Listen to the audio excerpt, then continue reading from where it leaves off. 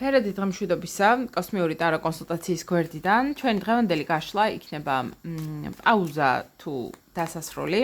ნახოთ, რამდენად აქვს შანსი ადამიანებს, რომ დაბრუნდნენ თქვენს ცხოვრებაში და რამდენად ღირს მათი დაბრუნება. ჩაიფიქრეთ და ნახოთ ამ ერთი თვის განმავლობაში მოკლედ. დაბრუნდება თუ არა, პაუზა თუ დასასრული და რჩევა. და ჩაიფიქრეთ პირველი ან მეორე. თუ ჩაიფიქრეთ პირველი, ამ შემთხვევაში რა ხდება და როგორ ხდება, მინდა გითხრათ, რომ ეს ადამიანი შეიძლება დაბრუნდეს, მაგრამ იმდენად დასტრესილია და იმდენად ბევრი პრობლემის წინაშე დგას თვითონ, რომ თითქოს რაღაც სრულიად ახლის დაწყება უნდა.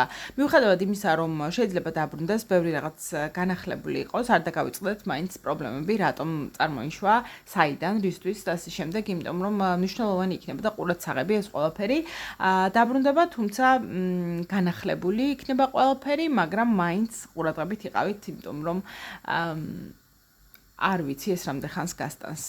რაც შეეხება მეორეს, საკმაოდ ტოქსიკური და პრობლემური ურთიერთობაა, რომელიც მინდა გითხრათ, რომ ტარო არც გირჩევთ ამ ყველაფრის უკან მიღებას და დაბრუნებას, იმიტომ რომ ძალიან უარყოფითი, ბევრი უარყოფითი თვისება ამოვიდა ახლა ამ ორ არკანში კომბინაციაში ერთად, ამიტომ რაც არ უნდა ცდილობდეს ადამიანი და ესე ვთქვათ, გითხრათ, რომ ცდილობს იმ ყველაფრის შეცვლას, გითხრათ, რომ მუშაობს ამ საკითხზე, გითხრათ, რომ რაღაცებს თავი დაანება, რაღაცების შეცვალა ეს ასე არ იქნება.